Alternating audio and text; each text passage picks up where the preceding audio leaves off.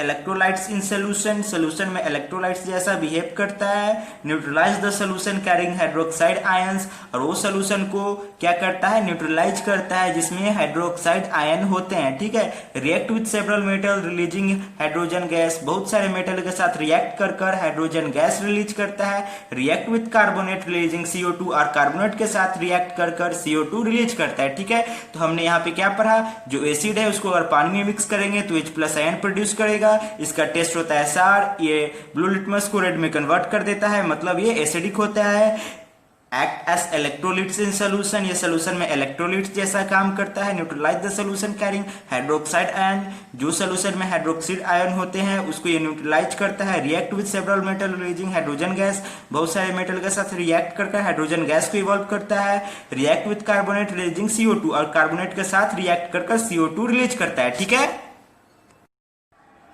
हमारा जो अगला टॉपिक है, on the basis of origin acid are classified as, on the basis of origin acid are classified as organic acid and mineral acid. तो organic acid क्या होता है, acid derived from living organism like plant and animals are called organic acid. वो acid जो हम living organism जैसे कि plant और एनिमल से प्राप्त करते हैं उसको हम लोग ऑर्गेनिक एसिड कहते हैं।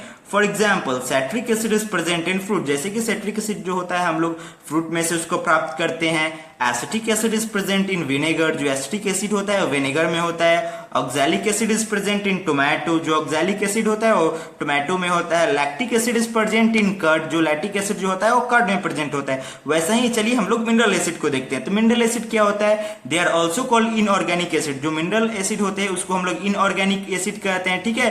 दे are dangerous, example sulphuric acid H2SO4 and hydrochloric acid HCl, वो बहुत डेंजरस होते हैं, जैसे कि sulphuric acid H2SO4, hydrochloric acid HCl, कि जो मिनरल एसिड होते हैं उसको हम लोग जमीन के नीचे से निकालते हैं। ठीक है। इसी कारण ये बहुत ही डेंजरस एसिड होते हैं। ठीक है। और ऑर्गेनिक एसिड होता है वो डेंजरस एसिड नहीं होता है। ठीक है। So on the basis of their strength, acid are classified as. So on the basis of their strength, acid are classified as first strong acid and second weak acid. So first of all we will see the strong acid. तो strong acid होता है क्या है? Strong acid completely dissociate into its ion in aqueous solution. जो strong acid होते हैं वो अपने जो आयन होता है वो अपने एक्वस सोल्यूशन में पूरी तरह वो डिसोसिएट कर देते हैं। ठीक है। उसको हम लोग स्ट्रॉन्ग एसिड कहेंगे। For example nitric acid HNO3, sulphuric acid H2SO4, hydrochloric acid HCl। ठीक है। These are the example of strong acid. So what is strong acid? The acid which completely dissociate its ion in aqueous solution is called a strong acid. For example, nitric acid that is HNO3, sulfuric acid that is H2SO4, hydrochloric acid that is HCl. So चलिए जो दूसरा जो हमारा है weak acid उसको देखते हैं। Weak acid are those acid which do not completely dissociate its ion in aqueous solution. Weak acid हम वैसे एसिड को कहेंगे जो अपने एक्वस सोल्यूशन में अपने जो आयन को पूरी तरह से डिसोसिएट ना करे, उसको हम लोग कहेंगे weak acid. For example carbonic acid H2CO, acetic acid CH3COOH। ठीक है। So these are the example of weak acid. So what is weak acid? Weak acid are those acid which do not completely dissociate into its ion in aqueous solution. ठीक है। तो strong acid किसको कहेंगे? Strong acid are the acid which completely dissociate its ion in aqueous solution is called strong acid. For example, nitric acid that is HNO3, sulfuric acid that is H2SO4, hydrochloric acid that is HCl. ठीक है। अब weak acid किसको कहेंगे? Weak acid are those acid which do not completely dissociate into its ion in aqueous solution. For example, carbonic acid, acetic acid। ठीक है। So on the basis of their concentration, acid are classified as. So on the basis of their concentration, acid are classified as first dilute acid and second concentrated acid. So first of all we will see the dilute acid. तो चलिए इसको हम शुरू करते हैं। Have a low concentration of acid in aqueous solution. Dilute acid हम उसको कहेंगे जिसका concentration low हो उसके aqueous solution में। ठीक है। concentrated acid किसको कहेंगे? Have a high concentration of acid in aqueous solution, मतलब उसको हम लोग concentrated acid कहेंगे जिसका उसके aqueous solution में ज्यादा एसिड का concentration हो, उसको हम लोग concentrated acid कहेंगे। और dilute acid किसको कहेंगे? dilute acid उस एसिड को कहेंगे कि अगर उसके जो एक्वस सॉल्यूशन में जो वो एसिड का जो कंसंट्रेशन है वो लो हो, उसको हम लोग कहेंगे डाइल्यूट एसिड। और कंसंट्रेटेड एसिड किसको कहेंगे? वो एसिड जिसका कंसंट्रेशन हाई हो अपने एक्वस सॉल्यूशन में, उसको कहेंगे कंसंट्रेटेड एसिड। ठीक है। और डाइल्यूट किसको कहेंगे? वो एसिड जिसका कंसंट्रेशन लो हो अपने एक्वस सॉल्यूशन में, उसको कहेंगे हम डाइल्यूट एसिड। ठीक है। हमारा जो अगला जो टॉपिक है वह है प्रॉपर्टीज ऑफ बेसिस। तो चलिए इसको शुरू करते हैं। तो प्रॉपर्टीज ऑफ बेसिस में क्या जो पहला है वो हमारा है basis produce hydroxide ion that is OH minus ion in H2O।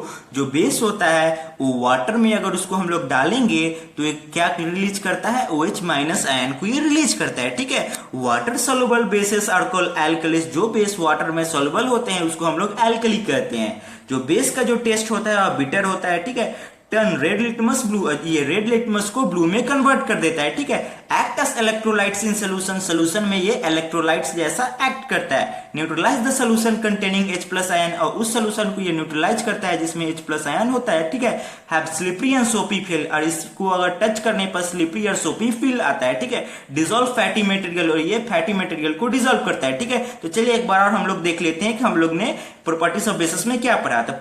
Produces hydroxide ion that is OH minus ion in H2O। अगर पानी में अगर इसको हम लोग डालेंगे तो OH माइनस आयन ये प्रोड्यूस करेगा। Water soluble bases are called alkali. जो बेस वाटर सोलुबल होते हैं उसको हम लोग एल्कली कहते हैं। बीटर टेस्ट, इसका टेस्ट कैसा होता है, बीटर होता है। Turn red litmus blue, red litmus को ब्लू में ये कन्वर्ट कर देता है। Act as electrolyte in solution, solution में इलेक्ट्रोलाइट जैसा एक्ट करता है। Neutralise the solution containing H plus ion, उस सोल्यूशन को न्यूट्रलाइज करता है जिसमें H प्लस आयन्स होता है। Have a slippery and soapy feel, और इसको अगर टच करने पर हमको स्लिपरी और सोपी फील आएगा। डिसॉल्व फैटी मटेरियल, और ये फैटी मटेरियल को डिसॉल्व करता है। ठीक है, so on the basis of their strength bases are classified as, so on the basis of their strength bases are classified as first strong base and second weak base।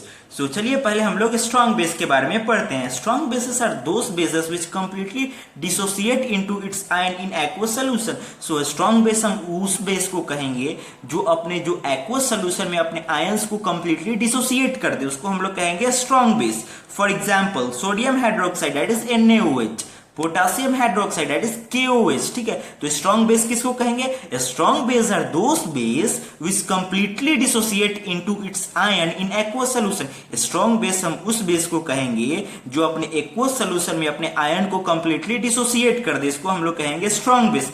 For example sodium hydroxide that is NaOH, potassium hydroxide that is KOH। ठीक है, तो अब हम लोग देखेंगे weak base. तो weak base क्या होता है, weak base are those base which do not completely dissociate into its ion in aqueous solution. Weak base हम उस बेस को कहेंगे जो अपने एक्वस सोल्यूशन में अपने आयन को कंप्लीटली डिसोसिएट ना करे, उसको हम लोग कहेंगे वीक बेस। ठीक है, for example ammonium hydroxide that is NH4OH। ठीक है, तो वीक बेस हम किसको कहेंगे, weak base are those base which do not completely dissociate into its ion in aqueous solution. Weak base हम उस बेस को कहेंगे जो अपने एक्वस सोल्यूशन में अपने आयंस को कंप्लीटली डिसोसिएट ना करे, उसको हम लोग वीक बेस कहेंगे। For example ammonium hydroxide NH4OH। ठीक है, तो जो हमारा अगला जो टॉपिक है on the basis of their concentration bases are classified as. So on the basis of their concentration bases are classified as first dilute base and second concentrated base। so first of all we will see the dilute base have a low concentration of alkali in aqueous solution।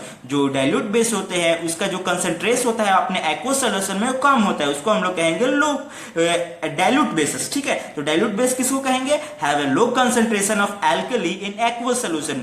उस जो dilute base होता है उसको हम लोग क्या कहेंगे, जब उसका जो एक्वस सोल्यूशन में उसका कंसंट्रेशन कम हो उसको हम लोग कहेंगे डाइल्यूट बेसिस। कंसंट्रेट बेसिस किसको कहेंगे, have a high concentration of alkali in aqueous solution. ठीक है, उसका जो अपना एक्वस सोल्यूशन में हाई कंसंट्रेशन हो उसको हम लोग कहेंगे कंसंट्रेटेड बेस। ठीक है,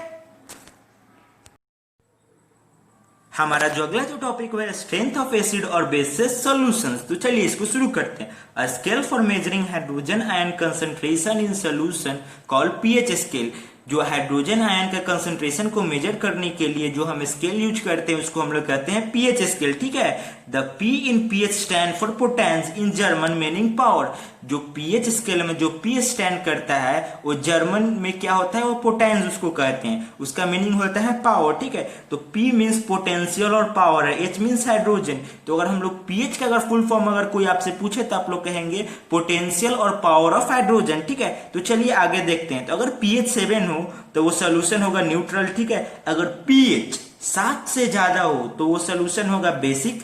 ठीक है, अगर पीएच 7 से कम होगा तो सोल्यूशन होगा एसिडिक। ठीक है, अगर पीएच 7 हो तो सोल्यूशन न्यूट्रल होगा, अगर पीएच 7 से ज्यादा हो तो सोल्यूशन होगा बेसिक, और पीएच अगर 7 से कम हो तो सोल्यूशन होगा एसिडिक। ठीक है, सो ये जो हमारे सामने जो है, जो हमारे स्क्रीन पर वो एक पीएच पेपर है। ठीक है, और इसका जो रेंज है वो पीएच रेंज है वो 1 से लेके 14 तक है। ठीक है, तो इसमें देखते हैं कि कहां से कहां तक हम लोग एसिडिक लेंगे, किसको हम लोग न्यूट्रल लेंगे और कहां से कहां तक को हम लोग बेसिक लेंगे। तो चलिए इसको देखते हैं। ये जो 0 से लेके जो 6 तक है इसको हम लोग क्या लेंगे, एसिडिक लेंगे। ठीक है, 0 से 6 तक को हम लोग एसिडिक लेंगे, और ये जो 7 है इसको हम लोग लेंगे न्यूट्रल। ठीक, न्यूट्रल ले लेंगे, और उसके बाद ये 8 से लेकर जो ये 14 तक जो होगा ये होगा बेसिक। ठीक है, तो 0 से लेके जो 6 तक होगा ये होगा एसिडिक, जो 7 होगा ये होगा न्यूट्रल, और जो 8 से लेकर 14 तक होगा वो होगा बेसिक। ठीक है, शुरू करते हैं। Human body works in a narrow range of pH 7 to 7.8। जो ह्यूमन बॉडी होता है वो वर्क करता है पीएच 7 to 7.8 में। ठीक है, अगर पीएच इससे अगर कम हो या इससे अगर बढ़ जाए तो हमारे जो ह्यूमन बॉडी होता है वो फंक्शन अच्छी तरह से नहीं कर पाता है। ठीक है, तो अगला जो हमारा है पीएच डाइजेस्टिव सिस्टम। तो चलिए इसको शुरू करते हैं। Stomach secrete HCl to kill bacteria in the food. जो स्टोमक होता है वो सिक्रेट करता है HCl, क्योंकि जो हम लोग फूड खाते हैं उसमें क्या होता है, बैक्टीरिया होता है, तो उसी को मारने के लिए जो स्टोमक होता है वो सिक्रेट करता है HCl। ठीक है, the inner lining of the stomach protect the vital cell from this acidic pH। जो inner lining of the cell होता है हमारे जो स्टोमक के, वो वाइटल सेल को प्रोटेक्ट करता है इस एसिड से। ठीक है, उसको हम लोग म्यूकस कहते हैं, जो हमारे वाइटल सेल्स को प्रोटेक्ट करता है। ठीक है, इस HCl से। PH and tooth decay. तो चलिए इसको देखते हैं। लो पीएच बिकॉज ऑफ सार food and sweet food can cause the tooth decay. अगर हम लोग सार फूड खाएंगे, अगर मीठा फूड खाएंगे तो हमारे जो टीथ होते हैं उसमें बैक्टीरियास आ जाते हैं, जिससे हमारा टूथ डिके होने लगता है। The pH of mouth should always be more than 5.5। जो हमारे जो माउथ का जो पीएच होना चाहिए वो हमेशा 5.5 से ज्यादा होना चाहिए। ठीक है, इसी कारण हम सुबह उठकर हमारे अपने माउथ को टूथपेस्ट से धोते हैं। ठीक है, क्योंकि जो टूथपेस्ट होता है वो कैसा होता है, बेसिक नेचर का होता है। ठीक है, pH and self defence of mechanism in plant and animals. तो चलिए इसको देखते हैं। Certain animals like bee and plants like nettle secrete the highly acidic substance for it defence. जो एनिमल्स होते हैं जैसे कि बी और जो प्लांट होते हैं जैसे कि नेडल सीक्रेट करते हैं अपने एसिडिक सब्सटेंस अपने आप को डिफेंस करने के लिए, मतलब प्रोटेक्ट करने के लिए। ठीक है, so our next topic is properties of salts. तो चलिए इसको शुरू करते हैं। Salt form by the combination of acids and base. जो सॉल्ट होता है वो फॉर्म होता है combination of acids and base से। ठीक है, थ्रू न्यूट्रलाइजेशन रिएक्शन, और उस रिएक्शन को हम लोग न्यूट्रलाइजेशन रिएक्शन कहते हैं। The acid and base nature of salt depend upon the acid and base combined in the neutralization reaction। जो एसिड और बेस जो सॉल्ट का वो डिपेंड करता है कि जो एसिड और बेस कंबाइन होता है उस न्यूट्रलाइजेशन रिएक्शन उस पे। ठीक है, तो यहाँ पे आपके स्क्रीन पे एक चार्ट दिख रहा होगा। एक तरफ एसिड है, बेस है, सॉल्ट है और इसका एग्जाम्पल है। तो चलिए इसको देखते हैं। अगर एसिड स्ट्रांग हो और बेस भी स्ट्रांग हो तो सॉल्ट कैसा होगा, न्यूट्रल होगा। ठीक है, एग्जाम्पल में NaOH जो कि स्ट्रांग बेस है प्लस HCl जो कि स्ट्रांग एसिड है, गिविंग राइज टू NaCl जो कि न्यूट्रल सॉल्ट फॉर्म हुआ और उसके साथ H2O मतलब वाटर फॉर्म हुआ। ठीक है, अगर स्ट्रांग एसिड और स्ट्रांग बेस अगर रिएक्ट करेगा तो कैसा सॉल्ट फॉर्म होगा, न्यूट्रल सॉल्ट फॉर्म होगा अलोंग विथ H2O। ठीक है, अगर जो एसिड है वो है स्ट्रांग और जो बेस है वो है वीक तो कैसा सॉल्ट फॉर्म होगा, एसिडिक सॉल्ट फॉर्म होगा। For example HCl plus NH4OH giving rise to NH4Cl plus H2O। ठीक है, यहाँ पे हम लोग देख सकते हैं कि जो HCl है वो स्ट्रॉन्ग एसिड है और NH4OH जो कि एक वीक बेस है, तो प्रोडक्ट में कैसा सॉल्ट फॉर्म हुआ, NH4Cl जो कि एक एसिडिक सॉल्ट है वो फॉर्म हुआ अलॉन्ग विथ H2O। ठीक है, अगर वीक एसिड हो और स्ट्रॉन्ग बेस होता है कैसा सॉल्ट फॉर्म होगा, बेसिक सॉल्ट फॉर्म होगा। ठीक है, जिसका एग्जांपल होगा CH3COOH plus NaOH giving rise to CH3COONA plus H2O। ठीक है, अगर वीक एसिड और वीक बेस अगर रिएक्ट करे तो कैसा सॉल्ट फॉर्म होगा, फिर से न्यूट्रल सॉल्ट फॉर्म होगा। For example CH3COOH plus NH4OH giving rise to CH3COONH4 plus H2O। ठीक है, तो यहाँ पे मैंने बता दिया कि अगर स्ट्रॉन्ग एसिड और स्ट्रॉन्ग बेस फॉर्म होगा, अगर रिएक्ट करेगा तो कैसा सॉल्ट फॉर्म होगा, न्यूट्रल। अगर स्ट्रॉन्ग एसिड और वीक बेस अगर रिएक्ट करेगा तो कैसा सॉल्ट फॉर्म होगा, एसिडिक। अगर वीक एसिड और स्ट्रॉन्ग बेस अगर रिएक्ट करेगा तो कैसा सॉल्ट फॉर्म होगा, बेसिक। अगर वीक एसिड और स्ट्रॉन्ग और वीक बेस अगर रिएक्ट करेगा तो कैसा फॉर्म होगा, सॉल्ट, न्यूट्रल। ठीक है, स्ट्रॉन्ग स्ट्रॉन्ग तो न्यूट्रल, स्ट्रॉन्ग वीक तो एसिडिक, वीक स्ट्रॉन्ग तो बेसिक, वीक वीक तो न्यूट्रल। ठीक है, ये अपने नोट्स में आप लिख लीजिए। ठीक है, the most common salt is sodium chloride. जो मोस्ट कॉमन जो सॉल्ट है वो है सोडियम क्लोराइड।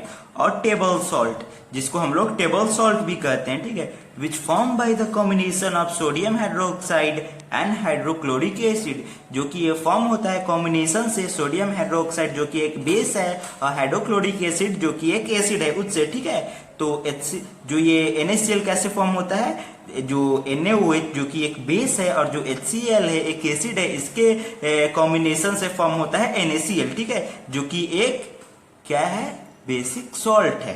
ठीक है, other example include Epsom salt. और दूसरे एग्जाम्पल जैसे कि इप्सम सॉल्ट है, जैसे कि MgSO4 used in bath salt, जिसको हम लोग बाथ सॉल्ट में यूज करते हैं। Ammonium nitrate NH4NO3 used as fertiliser, जिसको हम लोग फर्टिलाइजर्स में यूज करते हैं अमोनियम नाइट्रेट को। And baking soda NaHCO3 used in cooking. और जो बेकिंग सोडा होता है उसको हम लोग कुकिंग में यूज करते हैं। ठीक है, the pH of salt solution depend on strength of acid and base combined in neutralisation reaction. जो pH होता है सॉल्ट सोल्यूशन का, वो डिपेंड करता है कि जो एसिड और बेस जो कंबाइंड होकर जो न्यूट्रलाइजेशन रिएक्शन से वो बना है उसका स्ट्रेंथ पर। ठीक है, इंडिकेटर्स, तो इंडिकेटर्स क्या होता है, indicator are the substance which indicate the acidic और basic nature of solution by their colour change. Indicator क्या होता है, इंडिकेटर एक सब्सटेंस होता है जो कि कोई भी जो सॉल्यूशन होता है उसका जो एसिडिक है या जो बेसिक है उसको कलर चेंज होकर वो बताता है। ठीक है, तो हमारा जो अगला जो टॉपिक है कलर ऑफ सम एसिड। ठीक है, base indicator in acid and basic medium are given below. तो कैसे कोई भी जो इंडिकेटर है उसका कलर चेंज होता है एसिडिक और बेसिक मीडियम में, उसको चलिए हम लोग नीचे देखते हैं। ठीक है, तो ये जो चार्ट है उसमें दिया है इंडिकेटर्स के बारे में। ये 4 इंडिकेटर्स है और उसका कलर एसिडिक मीडियम में कैसा होता है, उसका कलर बेसिक मीडियम में कैसा होता है। तो चलिए इसको एक एक करके पढ़ते हैं। तो जो पहला है वो है लिटमस सोल्यूशन। तो लिटमस सोल्यूशन का एसिडिक मीडियम में कलर होता है रेड, बेसिक मीडियम में कलर होता है ब्लू।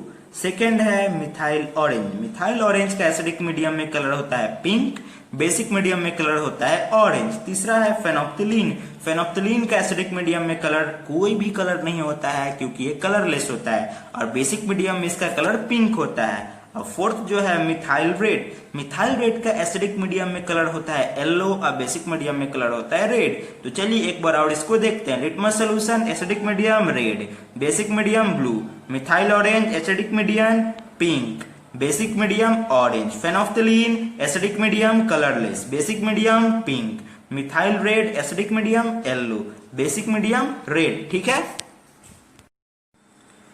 आप सबको तो ये समझ में आ गया होगा कि जो लिटमस सोल्यूशन होता है उसका एसिडिक मीडियम में रेड कलर होता है, जो ये बेसिक मीडियम में इसका ब्लू कलर होता है, मिथाइल ऑरेंज का एसिडिक मीडियम में पिंक कलर होता है, बेसिक मीडियम में ऑरेंज कलर होता है, फेनोप्थिलीन का एसिडिक मीडियम में कलरलेस ये होता है और बेसिक मीडियम में इसका कलर पिंक होता है, मिथाइल रेड का एसिडिक मीडियम में ये येलो होता है और बेसिक मीडियम में ये रेड होता है। तो इसको आप जल्द से जल्द याद कर लीजिए। ठीक है, आपके मन में ये क्वेश्चन होगा सर हम लोग याद करेंगे ना, तो अभी भी याद करिएगा तो ये आपको ही याद करना पड़ेगा, बाद में याद करिएगा तो आपके पड़ोसी तो आपके लिए याद करेंगे नहीं। अगर वो याद भी कर ले तो एग्जाम में आपको ही लिखना है, तो वहां पे आपके पड़ोसी तो आपके काम आएंगे नहीं। तो अभी पहले यहाँ पे इसको पॉज कीजिए और इसको अपने नोटबुक में लिखिए और इसको अच्छे से एक बार देखिए और याद कीजिए। ठीक है, so our next topic is chemical properties of acid. तो चलिए इसको शुरू करते हैं। जो पहला हमारा प्रॉपर्टी है, acid react with active metal to give hydrogen gas. जो एसिड होता है वो रिएक्ट करता है एक्टिव मेटल से और हाइड्रोजन गैस को ये लिबरेट करता है, ठीक है। For example Zn plus H2SO4, यहाँ पे H2SO3 गलती से लिखा गया है, ठीक है, क्योंकि प्रेजेंटेशन बनाने में कहीं कहीं मिस्टेक हो जाते हैं, ठीक है। तो Zn plus H2SO4 giving rise to ZnSO4 plus H2, ठीक है। हमारा जो सेकेंड जो प्रॉपर्टी है, acid react with metal carbonate और metal hydrogen carbonate to give carbon dioxide, ठीक है। जो एसिड होता है वो रिएक्ट करता है मेटल कार्बोनेट और मेटल हाइड्रोजन कार्बोनेट से, और उसके बाद कार्बन डाइऑक्साइड जो कि गैस है वो लिबरेट होता है, ठीक है। इसका एग्जांपल है NaHCO3 plus HCl giving rise to NaCl plus H2O plus CO2। यहाँ पे जो CO2 है वो लिबरेट करता है, ठीक है। और जो थर्ड प्रॉपर्टी है, acid react with base to give salt and water. जो हमारा जो थर्ड प्रॉपर्टी है, एसिड और बेस जो रिएक्ट करते हैं तो सॉल्ट और वाटर का फॉर्मेशन होता है, ठीक है। This reaction is also called neutralisation reaction. इस रिएक्शन को हम लोग न्यूट्रलाइजेशन रिएक्शन भी कहते हैं, ठीक है। तो इसका एग्जांपल है NaOH plus HCl giving rise to NaCl plus H2। यहाँ पे जो NaOH है वो कि एक स्ट्रॉन्ग बेस है और HCl जो कि एक स्ट्रॉन्ग एसिड है, दोनों रिएक्ट करता है तो क्या चीज का फॉर्मेशन होता है, ये सॉल्ट और वाटर। NaCl जो कि एक न्यूट्रल सॉल्ट है और H2O, ठीक है। जो हमारा फोर्थ और लास्ट जो प्रॉपर्टी है, acid react with metal oxide to give salt and water. जो एसिड होता है वो मेटल ऑक्साइड के साथ रिएक्ट करकर सॉल्ट और वाटर का फॉर्मेशन करता है। For example CuO plus H2SO4 giving rise to CuSO4 plus H2, ठीक है। So our next topic is addition of salt और बेस टू वाटर। तो चलिए इसको शुरू करते हैं। The process of dissolving an acid, जो प्रोसेस जिससे हम लोग एसिड को डिजॉल्व करते हैं, स्पेशली नाइट्रिक एसिड और सल्फ्यूरिक एसिड, और a base in water, specially जो नाइट्रिक एसिड होता है, जो सल्फ्यूरिक एसिड होता है, और जो बेस होता है वाटर में, इज हाईली एक्सोथर्मिक वन, वो बहुत ही एक्सोथर्मिक प्रोसेस होता है। As a rule always add acid to water, एक रूल है कि जो एसिड है उसको हमेशा वाटर में डालना चाहिए, ठीक है। एंड नेवर द अदर वे, और कभी भी दूसरे वे को फॉलो नहीं करना चाहिए। The acid must be added slowly to water with a constant stirring। जो एसिड होता है उसको स्लोली वाटर में डालना चाहिए विथ कांस्टेंट स्टिरिंग, ठीक है। उसको ऊपर से जो ग्लास रॉड होता है उससे हिलाते रहना चाहिए, उससे मिलाते रहना चाहिए, ठीक है। If one mixes the other way, अगर कोई दूसरे वे में मिक्स करता है, by adding water to a concentrated acid, अगर कंसंट्रेटेड एसिड में अगर वाटर को डालता है, the heat generated causes the mixture, जो हीट जनरेट होगा उस मिक्सचर से, to splash out and cause burn, उससे जो स्प्लैश अगर उड़ा आपके अगर शरीर पे पड़ गया तो आपके शरीर को जला सकता है, ठीक है। तो हमेशा हमको वाटर में एसिड को डालना चाहिए, ठीक है, और स्लोली, ठीक है, और उसको मिलाते रहना चाहिए। कभी भी हमको एसिड में वाटर नहीं डालना चाहिए, ठीक है। इसे उसको शुरू करते हैं। जो हमारा पहला प्रॉपर्टी है, reaction with metal. Certain reactive metal such as zinc, aluminium and tin, कुछ जैसे रिएक्टिव मेटल होते हैं जैसे कि जिंक, एल्युमिनियम और tin, react with alkali solution, वो एल्कली सोल्यूशन के साथ रिएक्ट करते हैं ऑन हीटिंग, उसको हीट करने पर, and hydrogen gas is evolve, और उनमें से हाइड्रोजन गैस इवॉल्व होता है। For example 2NaOH plus Zn, यहाँ पे जो NaOH है वो एक बेस है और Zn एक एक्टिव मेटल है, giving rise to Na2ZnO2 plus H2। Na2ZnO2 के साथ हाइड्रोजन गैस का एवोल्यूशन हुआ, ठीक है। जो हमारा सेकेंड प्रॉपर्टी है वो है रिएक्शन विथ एसिड। तो हम लोग जानते हैं अगर बेस एसिड के साथ रिएक्ट करता है तो ये न्यूट्रलाइजेशन रिएक्शन होता है या सॉल्ट और वाटर का फॉर्मेशन होता है। तो यहाँ पर भी यही हो रहा है, base react with acid to form salt and water. तो चलिए एग्जांपल देखते हैं। KOH प्लस HCl, KOH जो कि एक बेस है, HCl जो कि एक एसिड है, गिविंग राइज टू KCl जो कि एक क्या है, सॉल्ट है, और H2O, ठीक है। तो जो हमारा तीसरा जो प्रॉपर्टी है, reaction with non metallic oxide. तो चलिए इसको देखते हैं। This oxide are generally acidic in nature, ये जो ऑक्साइड होते हैं वो एसिडिक इन नेचर होते हैं। दे रिएक्ट विथ बेसिस, ये बेस के साथ रिएक्ट करते हैं to form salt and water, और उसके बाद सॉल्ट और वाटर का फॉर्मेशन करते हैं। फॉर एग्जाम्पल 2NaOH जो कि एक बेस है plus CO2 giving rise to Na2CO3 plus H2O, ठीक है। अब जो हम पढ़ने जा रहे हैं वो इस चैप्टर का बहुत ही इंपॉर्टेंट पार्ट है, सम इंपॉर्टेंट केमिकल कंपाउंड्स, ठीक है। ये जो सम इंपॉर्टेंट केमिकल कंपाउंड्स जो हम इस चैप्टर में अब पढ़ने वाले हैं, इससे बहुत ही ज्यादा क्वेश्चन आता है एग्जाम में, ठीक है। तो चलिए इसको हम शुरू करते हैं। तो पहला जो हमारा है कॉमन सॉल्ट, जिसको हम लोग NaCl के नाम से भी जानते हैं। Sodium chloride is known as common salt. जो सोडियम क्लोराइड होता है उसको हम लोग कॉमन सॉल्ट कहते हैं। It main source is in sea water. इसका जो मेन सोर्स है वो सी वाटर में ये है, क्योंकि ये सी वाटर से ही इसको हम लोग प्राप्त करते हैं। It is also exist in the form of rock and is called the rock salt. ये रॉक के फॉर्म में भी होता है, इसी कारण इसको हम लोग रॉक सॉल्ट भी कहते हैं। Common salt is an important compound of our food. जो कॉमन सॉल्ट है हमारे फूड के इंपॉर्टेंट कंपोनेंट है, सॉरी कंपाउंड मैंने कहा कंपोनेंट है, ठीक है। It is also use in preparing sodium hydroxide. इसका यूज होता है प्रिपेयर करने के लिए सोडियम हाइड्रोक्साइड का, baking soda, washing soda and etcetera, ठीक है। इसका यूज होता है बनाने के लिए sodium hydroxide, baking soda, washing soda etcetera, ठीक है। हमारा जो अगला टॉपिक है सोडियम हाइड्रोक्साइड, जिसको हम लोग NaOH भी कहते हैं। So sodium hydroxide is prepared by chlor alkali process. जो सोडियम हाइड्रोक्साइड है उसको हम लोग प्रिपेयर करते हैं क्लोर एल्कली प्रोसेस से। Electricity is pass through an aqueous solution of sodium chloride. जो इलेक्ट्रिसिटी हम लोग पास करते हैं एक्वस सोल्यूशन सोडियम क्लोराइड के, ठीक है, उसमें से हम लोग इलेक्ट्रिसिटी पास करते हैं। इस सोल्यूशन को हम लोग ब्राइन सोल्यूशन भी कहते हैं। Sodium chloride decomposes. जो सोडियम क्लोराइड होता है वो डिकम्पोज हो जाता है to form sodium hydroxide. Sodium hydroxide form करने के लिए वो डिकम्पोज हो जाता है। Chlorine gas is form at the anode. जो क्लोरीन गैस होता है वो एनोड के पास फॉर्म हो जाता है। And hydrogen gas is at the cathode. और हाइड्रोजन गैस कैथोड के पास फॉर्म होता है। Sodium hydroxide solution is form near the cathode. और जो सोडियम हाइड्रोक्साइड जो सोल्यूशन होता है वो कैथोड के पास फॉर्म हो जाता है। ये जो रिएक्शन है बहुत इंपॉर्टेंट रिएक्शन है, इसको आप याद कर लीजिए क्योंकि एग्जाम में ये रिएक्शन आपको लिखना होगा, ठीक है। 2NaCl plus 2H2O giving rise to 2NaOH plus Cl2 plus H2O। आप सोच रहे होंगे कि क्लोर एल्कली प्रोसेस इसका नाम क्यों पड़ा, क्योंकि यहाँ पे बाई प्रोडक्ट में क्लोरीन और जो NaOH जो कि एक बेस है, एल्कली है, वो फॉर्म हुआ। इसको इसी कारण इसको हम लोग क्लोर एल्कली प्रोसेस कहते हैं, ठीक है। हमारा जो अगला टॉपिक है ब्लीचिंग पाउडर, तो चलिए इसको देखते हैं। Bleaching powder is represented as CaOCl2। जो ब्लीचिंग पाउडर है उसको हम लोग रिप्रेजेंट करते हैं CaOCl2 से। Though the actual composition is quite complex, लेकिन जो इसका एक्चुअल कॉम्पोजिशन है बहुत ही कॉम्प्लेक्स है। Bleaching powder is produced by the action of chlorine. जो ब्लीचिंग पाउडर है उसको प्रिपेयर्ड किया जाता है by the action of chlorine on the dry slaked lime. जो एक्शन होता है क्लोरीन का डाइक्सिलिक लैम्प पे, उसी से जो ये ब्लीचिंग पाउडर है उसका प्रिपरेशन होता है, ठीक है। इसका जो रिएक्शन है इस प्रकार है, CaOH2 plus Cl2 giving rise to CaOCl2 plus H2O। ये जो रिएक्शन है, और जो इससे पहले जो हमने NaOH सोडियम हाइड्रोक्साइड में जो रिएक्शन पढ़ा था वो सब रिएक्शन आपको याद करना होगा, क्योंकि एग्जाम में कोई भी आपसे पूछ सकता है, ठीक है। तो जो अभी हम लोग ने पढ़ लिया है और आगे जो आने वाला है ये सब का रिएक्शन अच्छे से याद कर लीजिए, और जो मैं यहाँ पे बता रहा हूँ वो भी आपके दिमाग में होना चाहिए, ठीक है।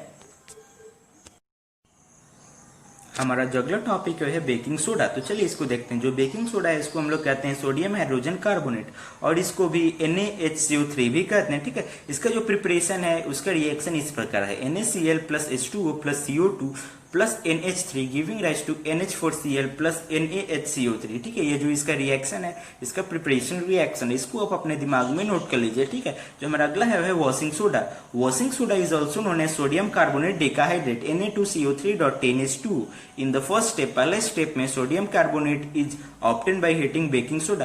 पहले जो ये स्टेप है उसमें जो सोडियम कार्बोनेट को हम लोग हीट कर बेकिंग सोडा से हम लोग प्राप्त कर लेते हैं, ठीक है। जैसे कि इसका रिएक्शन है 2NaHCO3, जो ये सोडियम हाइड्रोजन कार्बोनेट है इसको हम लोग हीट करते हैं तो हम लोग पाते हैं Na2CO3 sodium carbonate plus H2O plus CO2, ठीक है। उसके बाद when sodium washing soda is produced by crystallisation of sodium carbonate. जो वॉशिंग सोडा है उसको हम लोग प्रोड्यूस करते हैं, इसको रिक्रिस्टलाइजेशन करते हैं सोडियम कार्बोनेट को Na2CO3 प्लस 10H2O, इसको रिक्रिस्टलाइजेशन करते हैं तो हम लोग को क्या मिलता है Na2CO3.10H2O, ठीक है।